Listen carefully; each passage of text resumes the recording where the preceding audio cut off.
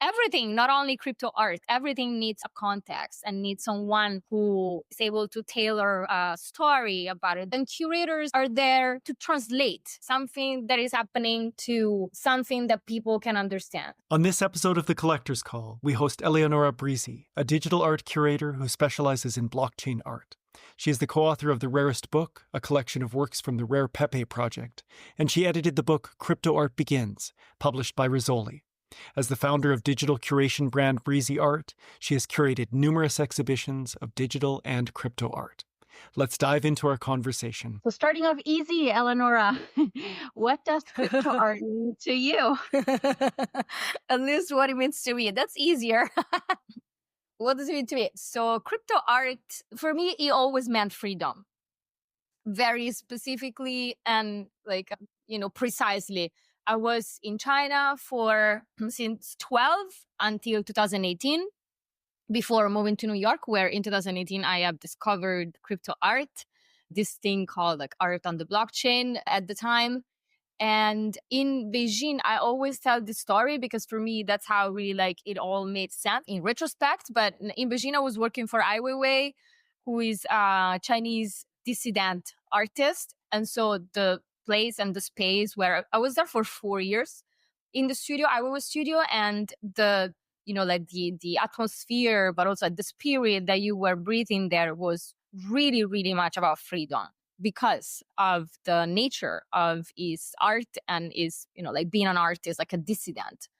And I was surrounded even more than Weiwei, all these other Chinese people who decided to work for an artist like this, where, it was they made a very big decision to take responsibility to go against the government and, take risk. And so really you will breathe the need for freedom every single day.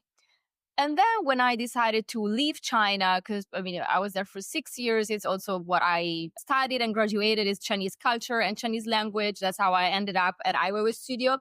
But when I decided to leave China, I was, I couldn't avoid the art world anymore because of all these years that I had at Ai Weiwei Studio. But I really did want to avoid the art world, but somehow I was too much into it that it seemed like that will be my career.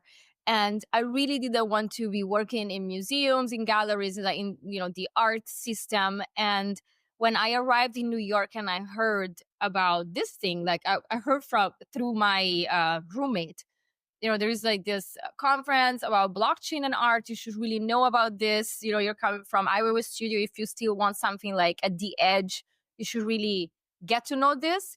And then when I heard these people speaking, it was on September 14, 2018, at the National Arts Club. On stage, you have Pepe people, Dada, Super Rare, Jessica Angel, who was the one who created this community on Telegram for crypto art. And I heard people talking about freedom again.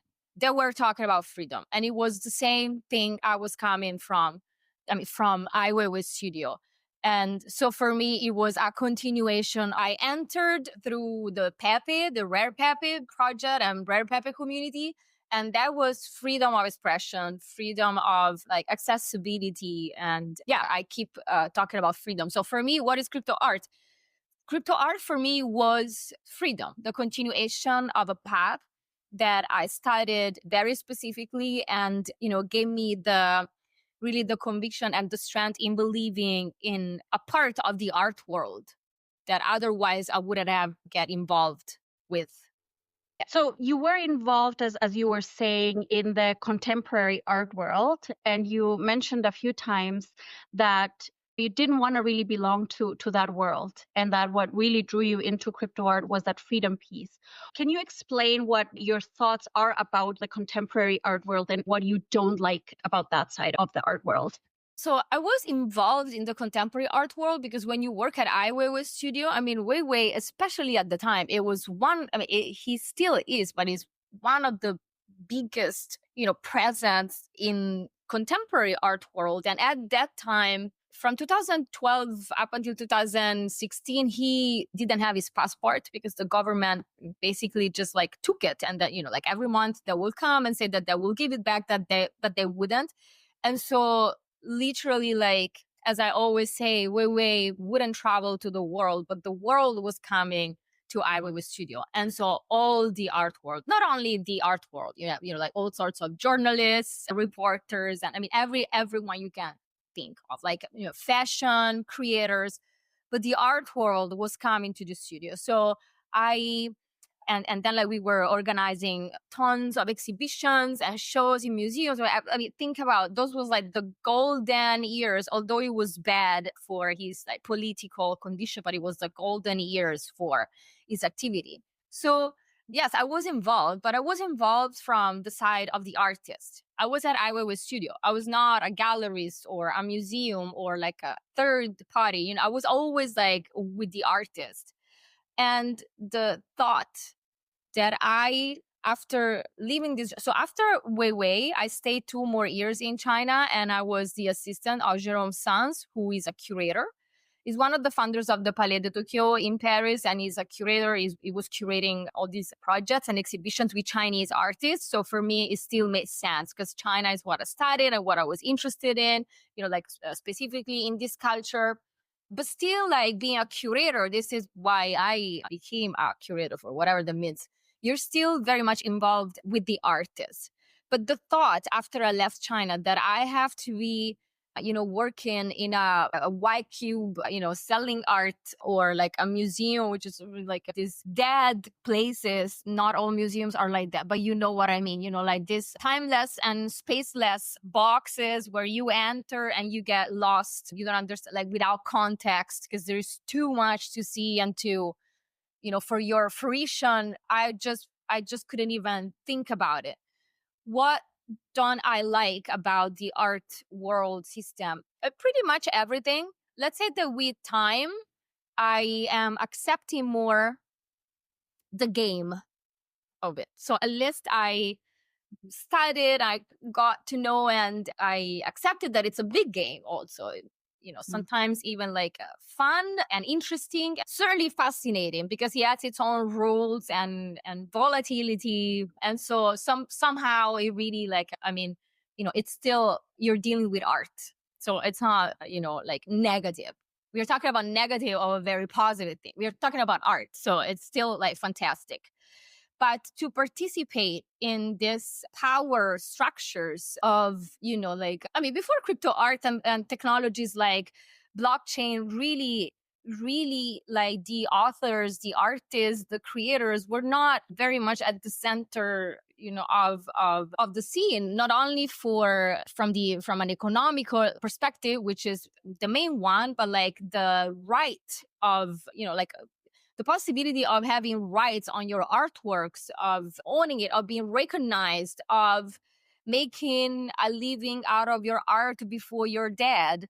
All these things are very sad. And also like all these huge power structures that are behind, like auction houses, or those few people who at the beginning of the year really like meet and decide, who's going to be valuable this year. It's going to be Basquiat. Okay, great. This year is going to be Basquiat.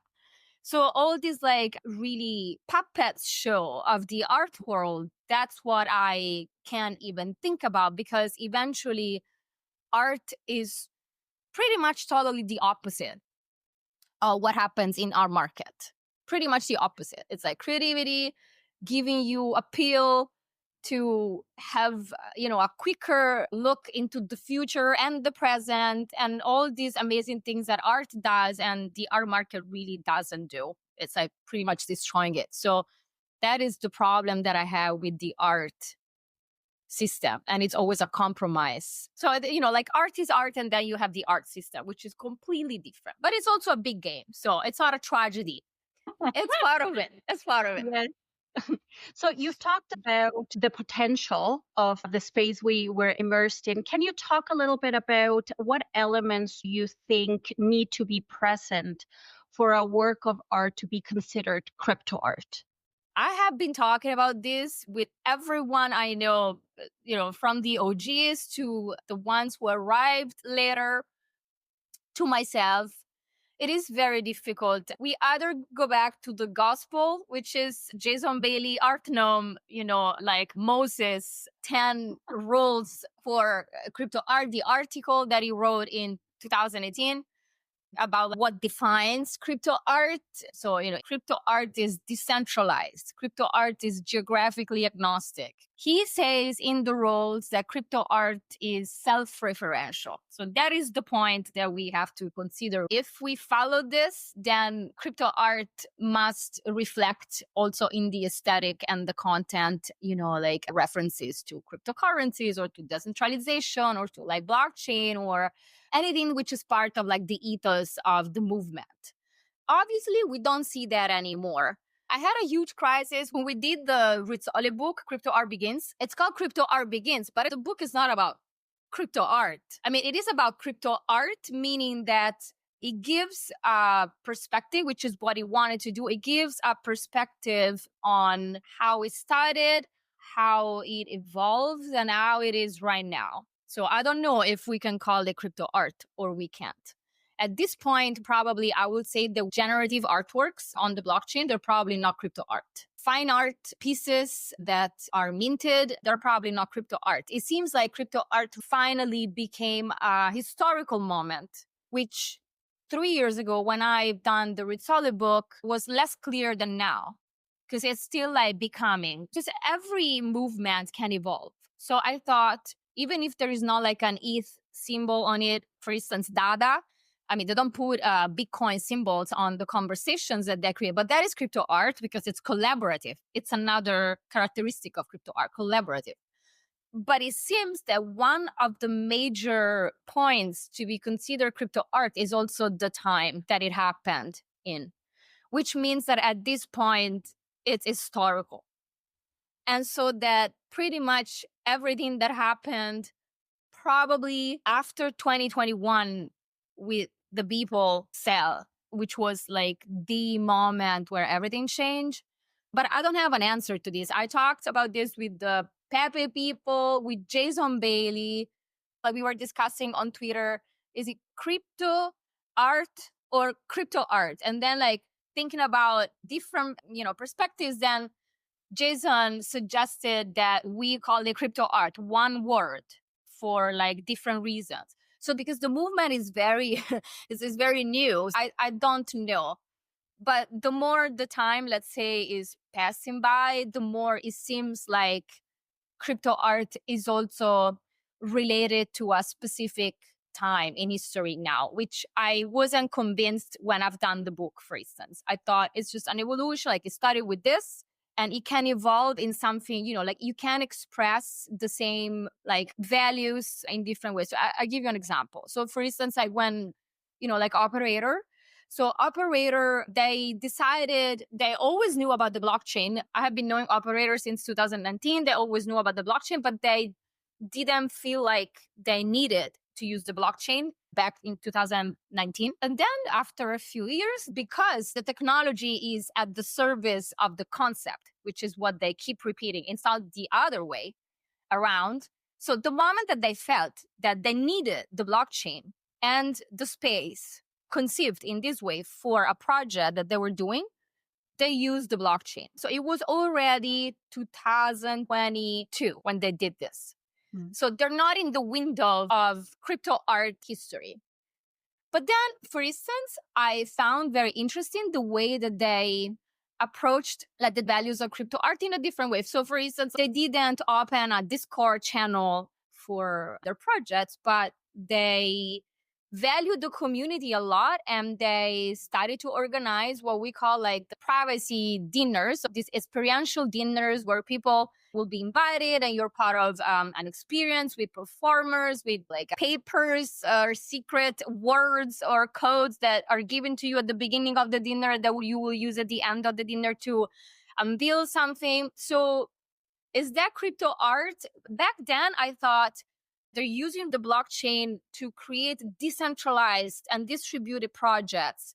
They take care of the community And it seems like the values are there, only they are reinterpreted in a different way. It doesn't mean that you necessarily have to have like a Discord channel or to be on Twitter all day. But again, it seems like with the time passing by, it seems that there was actually a window of time where these things happened. And I am not sure that we can call crypto art what's happening now anymore. But I don't know. It's a concept that continues to evolve, and different people will have different answers for it. Rare Pepes was one of your early introductions to crypto art, and you asked, is there literature about this? Where can I learn more? And there was nothing. So you took it upon your own to write a book. What can you tell us about that experience and the importance that community plays in crypto art?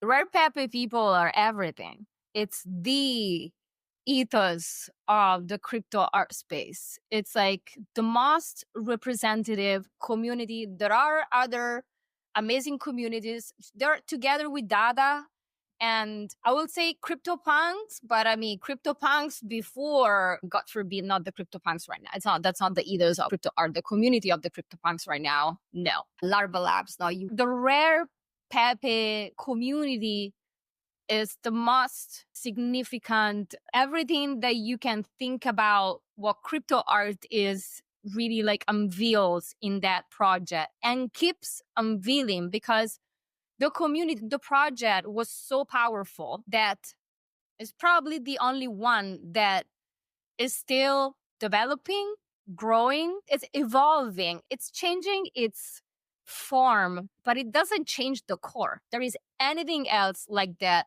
around which is still active. I'm talking about like being active, even like in trading art. Like the Rare Pepe project was closed and then the fake rares came and it's a whole animal that keeps growing. It's crazy. But why? Because the community behind it is so rooted. It's so strong. Seriously, like even not the bear market could do anything to them. It's just, it's like a free-minded people. First of all, having fun, which seems like it's a little bit lost in the space. Like everyone is so serious because when you have to deal all the time with galleries, we are pivoting. We're not a marketplace anymore. We are a gallery. We want to be part of the art world. We want to showcase fine art. We want to do dinners for collectors and private sales. It's not fun anymore. It's certainly not decentralized.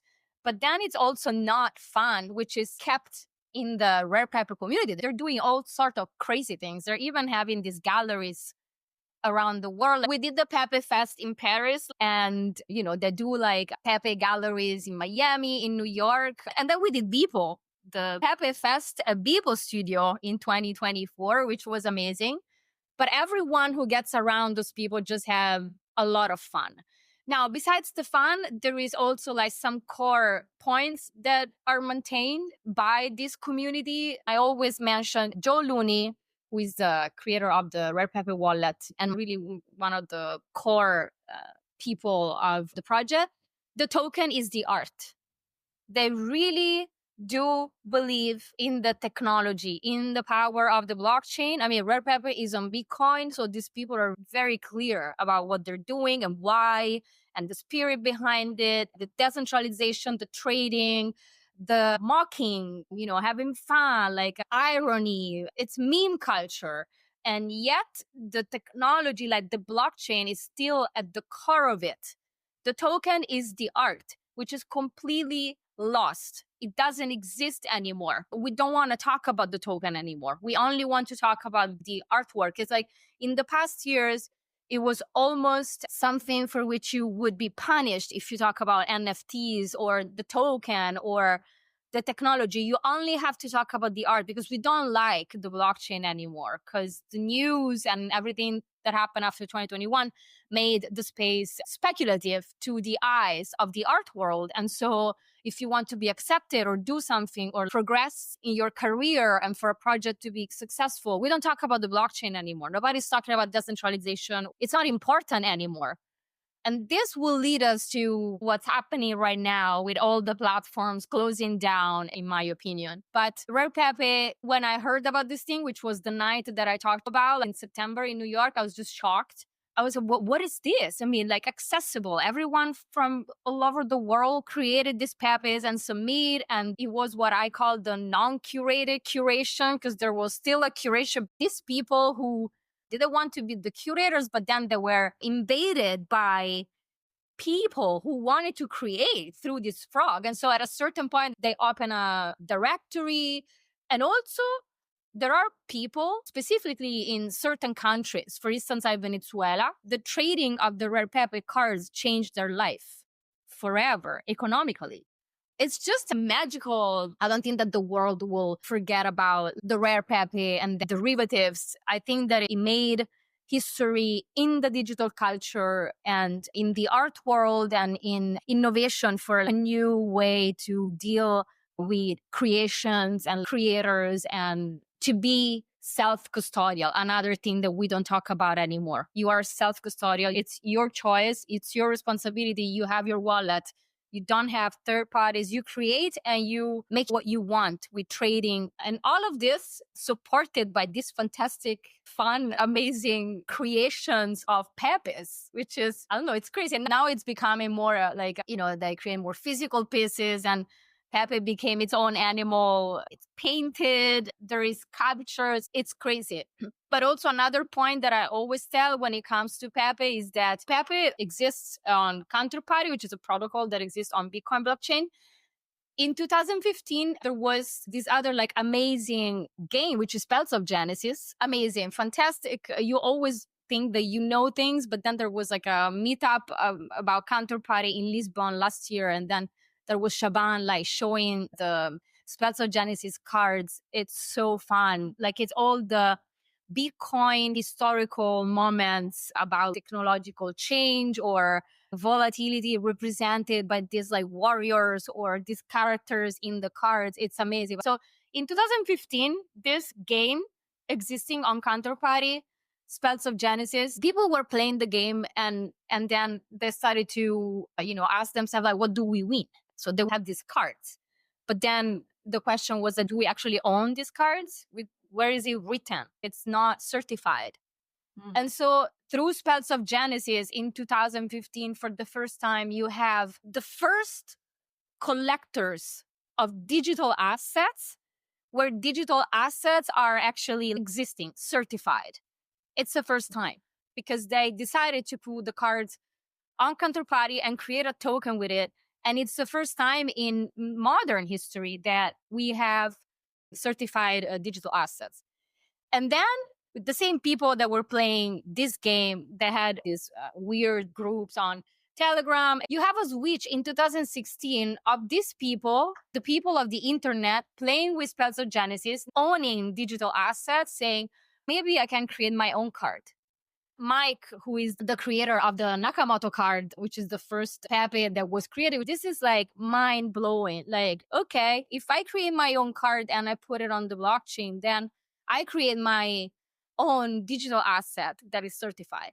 And so by having Mike in 2016 posting on Telegram, oh, I created this, the Nakamoto card.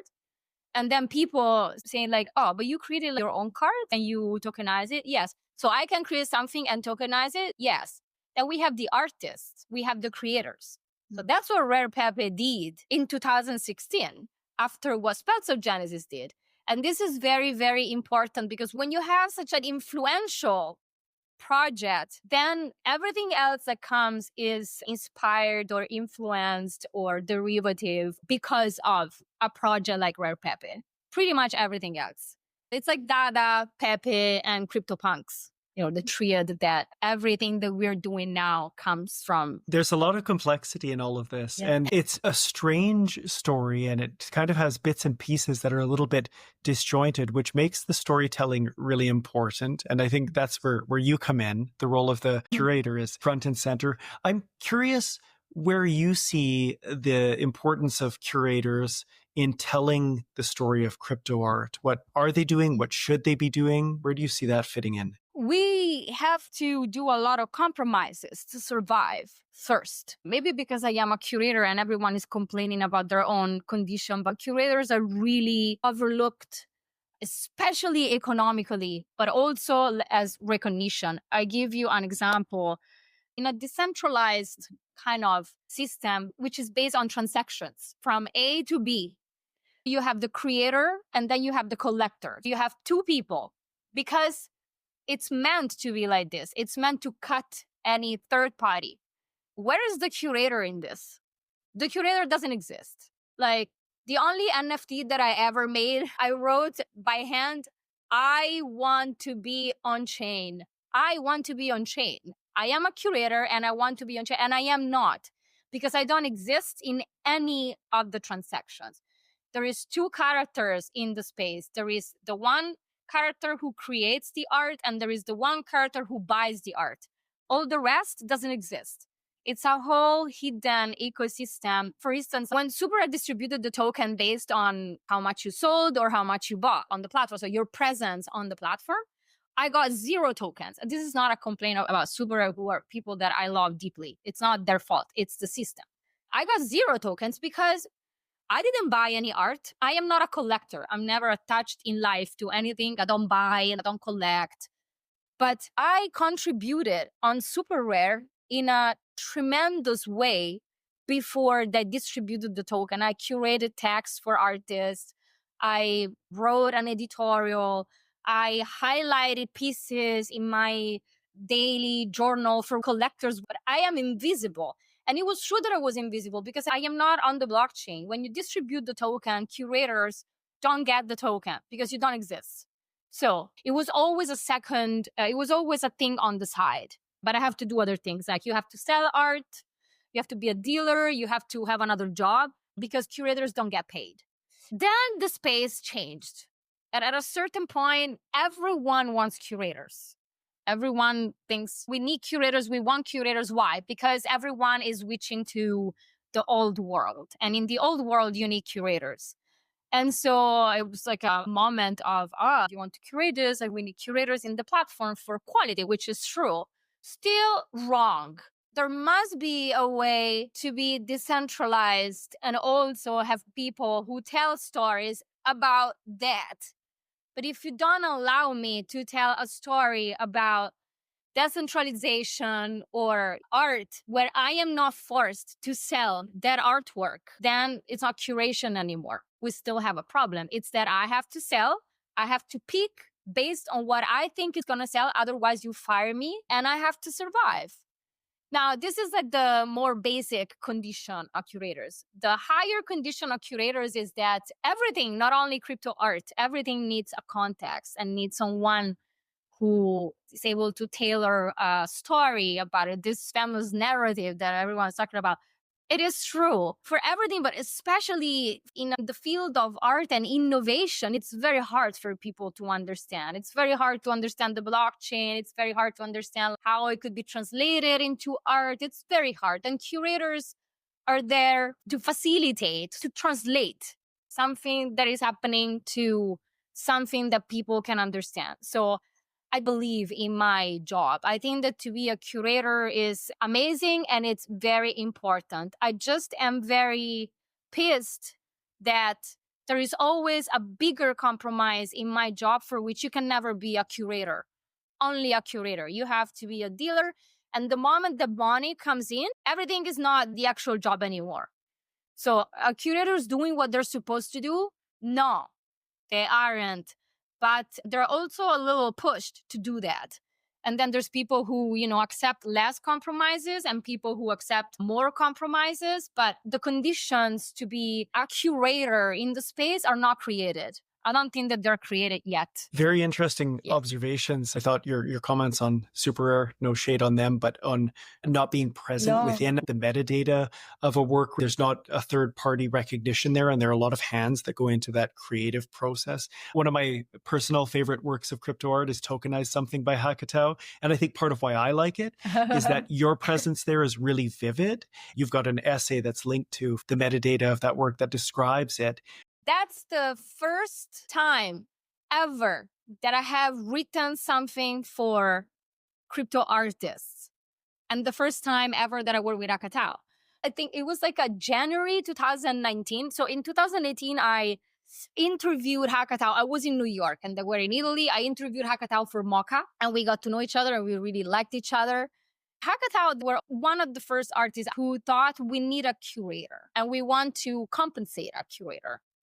So in January, they were like, look, we have this artwork. We have to present an NFT NYC. Like, do you want to try to write something about it? Nobody was doing that. Nobody was doing that. And then they said, if the work sells, then we can give you like a percentage.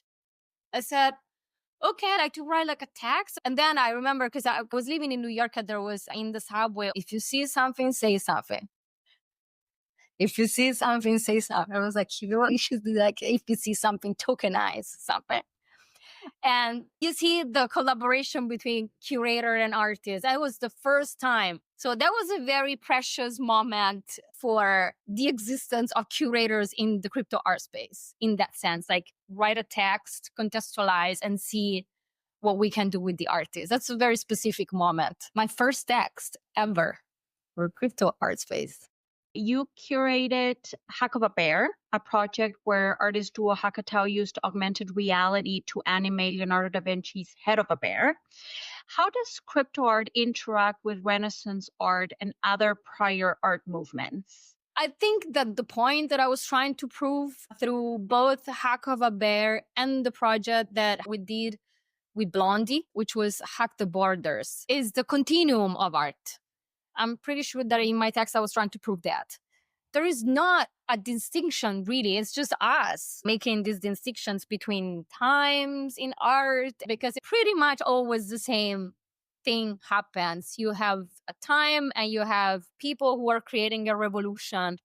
Obviously, Renaissance is something that works very well with crypto art because it's like the digital Renaissance, but also because Leonardo was rebellious, this genius, rebellious person and creator of the time. And so both because of the movement and the current like Renaissance and crypto art and Leonardo and Hackatao, all these people decided to participate in something new and revolutionary. That's where the spirit comes together.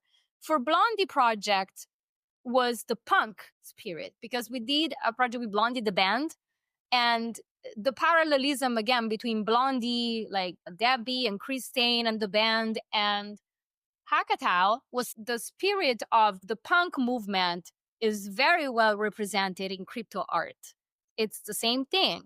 And when you see that we are the ones who want to put art in boxes, it's really us. It's a big continuum that actually makes a lot of sense. To me, it just makes a lot of sense. I don't see differences. I always see parallelisms. If you look at the full circle, you will see that there is always times where creators and art, which is always at the forefront of everything, are trying to bring a spirit which will, at the end of the day and in a very cheesy way, bring better conditions for the world and the people who live in it. And why I am here is because the blockchain is doing that. And I really believe in that. I really cheesily believe in a technology that can create better conditions, distribution of power, and more equality in the world. I mean, if we don't understand this, why we're using the blockchain and distribution, that we should all just stay home and do fine art,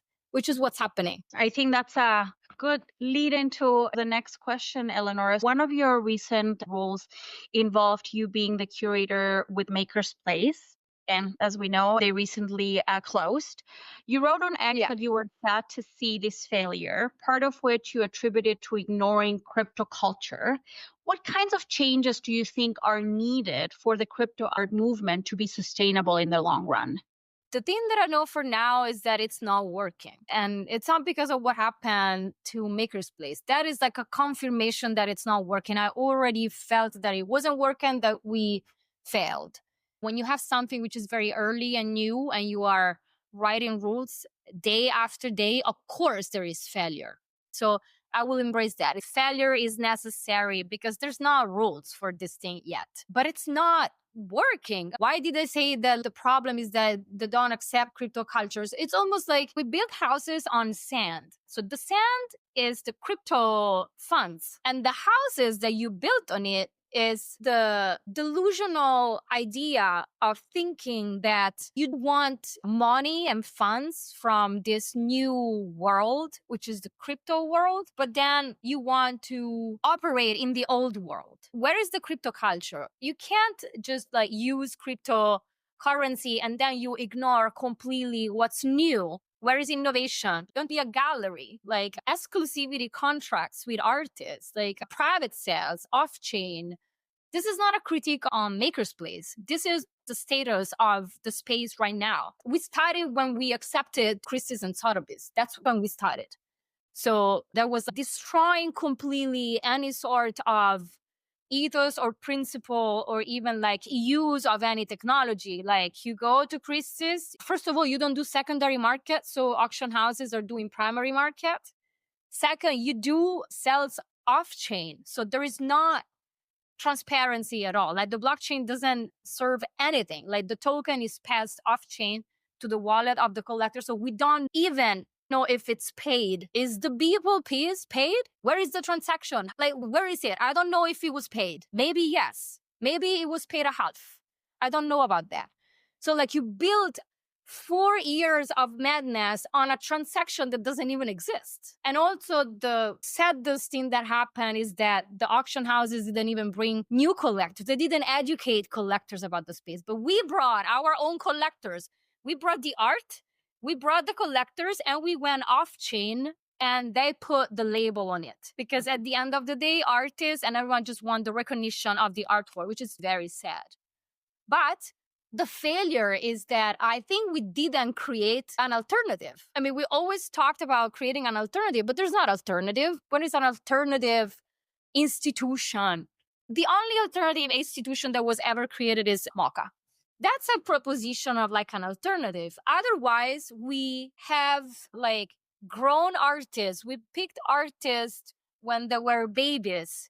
We grew them into the space with curation platforms. And then the moment that they become successful with like amazing pieces of art, their only goal is to go to MoMA. Our best artists are all consigned to the old institutions. And it's not the artist's fault. I mean, if I love an artist and MoMA has to exhibit them, I would say, yes, forever, go to MoMA. You have to go to be exhibited at MoMA.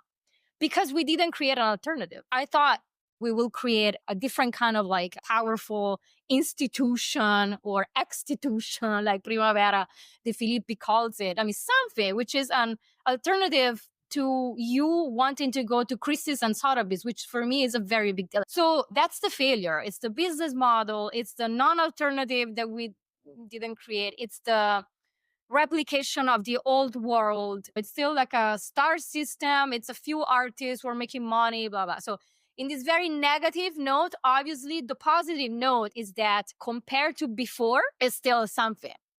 I mean, even if you have few artists and we have Sotheby's and Christie's, if you compare to before crypto art, then I'm still very happy. That's why I think people are pushing me and saying, you know, failure is necessary. It's still solidly better. But better for me is not enough. What needs to be done? First, we need to recognize what doesn't work, which is already like a very big goal that we don't understand. So first, analyze what doesn't work and why we got to the point where we only have a couple of platforms that stay.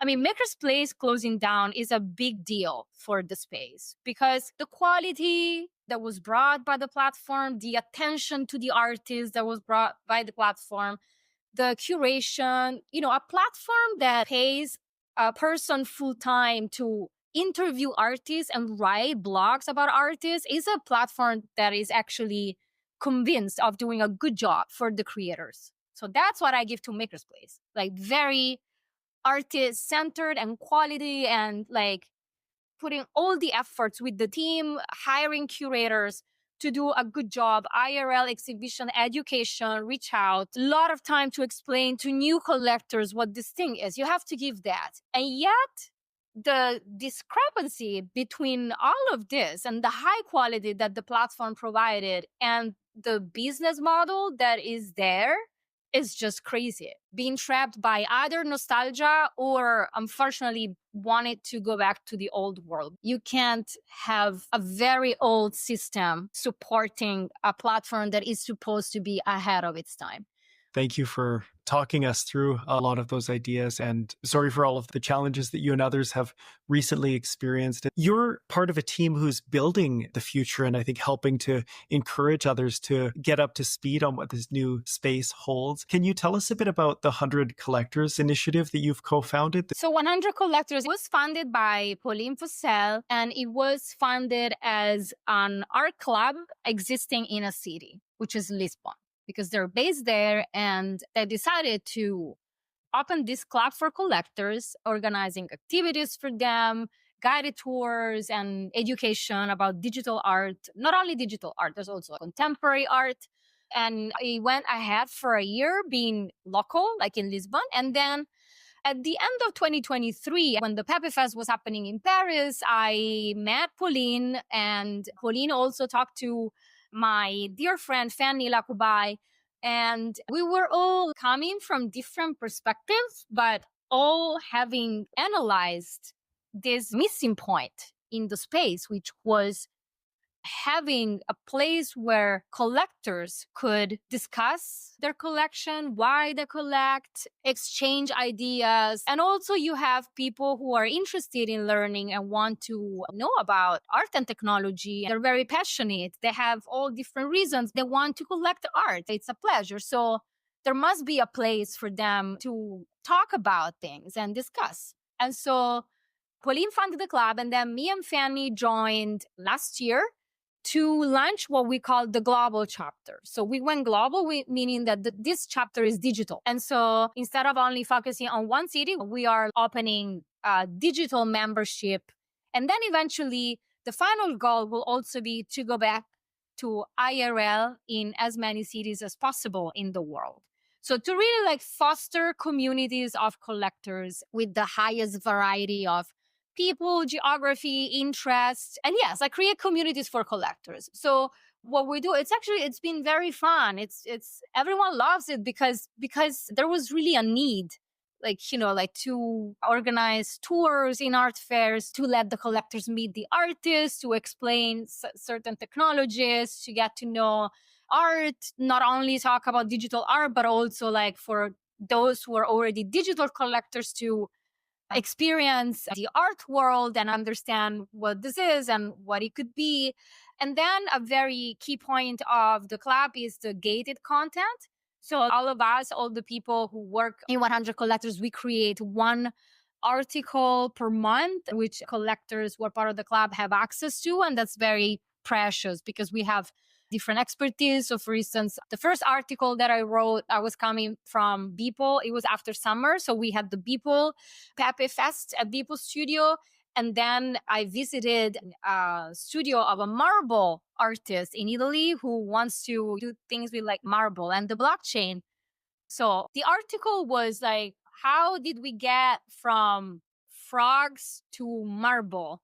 With the blockchain. And then like I talked about bio art in the last article because I took part of this residency in France organized by Primavera de Filippi for blockchain and AI artists. And there was a bio artist. And this month I'm going to talk about coin art. Actually, is going to be all about counterparty. So I think it's very interesting. I think it's necessary. I believe it's not about the speculative side of collecting. These people, they're really curious. And so it's growing together. I find it very, very interesting, the 100 Collectors Club. It's very cool that some of your early experiences with the Pepe community were really focused around community as the heart of crypto art.